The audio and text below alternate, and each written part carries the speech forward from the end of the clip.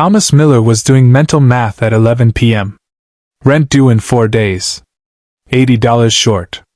If he picked up a weekend shift at the diner, he could cover it, and maybe, just maybe, afford Sarah's inhaler refill. His 7-year-old daughter was asleep on a neighbor's sofa right now, her breath slightly wheezy in the dry apartment air. He hated leaving her there. But a single dad with a bad knee and a high school diploma didn't have the luxury of choice. He dragged his mop across the 42nd floor of Apex Holdings and tried not to think about how tired he was. Then the night manager caught him in the locker room. Top floor needs a sweep. Boardroom bins. Don't touch the main office. Get in, get out. The 50th floor felt like a different planet. Thick charcoal carpet. Warm lighting. Air that smelled of leather and money. Thomas emptied the boardroom quickly and moved down the corridor toward the final door. Evelyn Croft. Chief Executive Officer. The door was unlatched.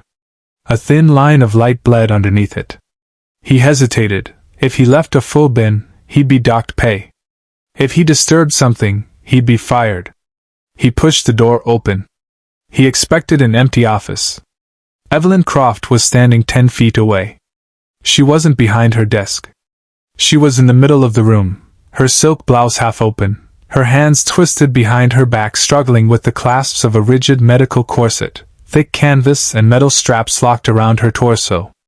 Beneath it, her ribs were covered in deep purple bruises. Thomas stopped breathing. Evelyn turned. She didn't scream. She simply looked at him, cold, cornered, calculating. "Get out," she said. He ran. He spent the entire bus ride home certain he was finished. Badge deactivated by morning. Cardboard box by afternoon. But the next night, his badge flashed green. And Greg pointed at the ceiling. 50th floor. They're expecting you. Evelyn Croft sat behind her glass desk like nothing had happened.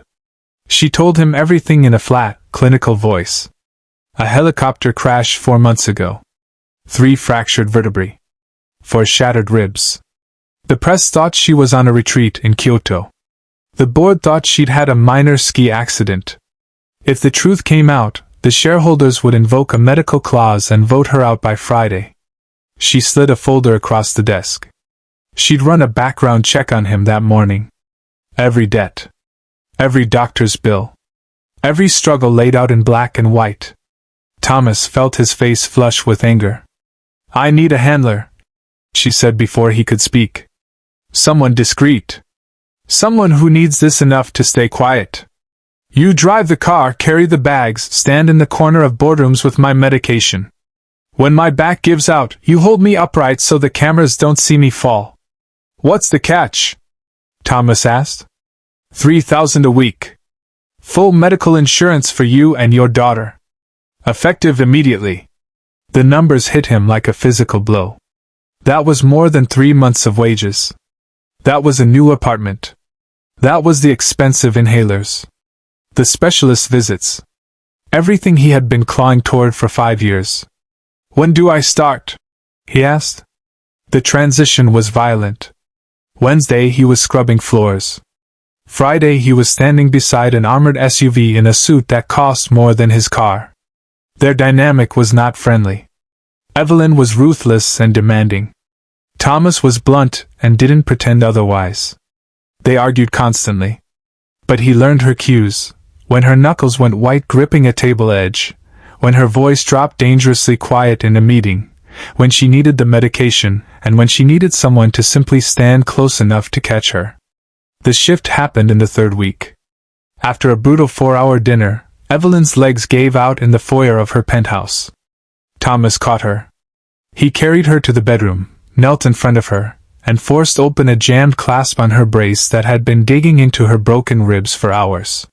When it finally released, she pressed her forehead against his shoulder and stayed there. He didn't move. He let her breathe. When she finally sat back, a folded piece of paper had fallen from his pocket. A crayon drawing, a tall man in blue and a little girl with a green balloon. "Is the insurance covering her treatments?" Evelyn asked quietly. "She got the good inhalers Monday," Thomas said. She hasn't wheezed in 3 days. Evelyn looked at him for a long moment. Take Sunday off, she said. Take her to the park. 6 months later, the brace was gone. The merger had closed. Thomas had a desk on the 49th floor and a title nobody questioned. On a sunny Friday, he drove Sarah home in a sensible sedan, her breathing easy, chattering happily about dinosaurs. His phone buzzed in the cup holder. Take her for ice cream. Put it on the corporate card. Thomas laughed. A short, real, unguarded laugh. He tossed the phone onto the passenger seat and turned on the radio. The city didn't look so terrifying anymore.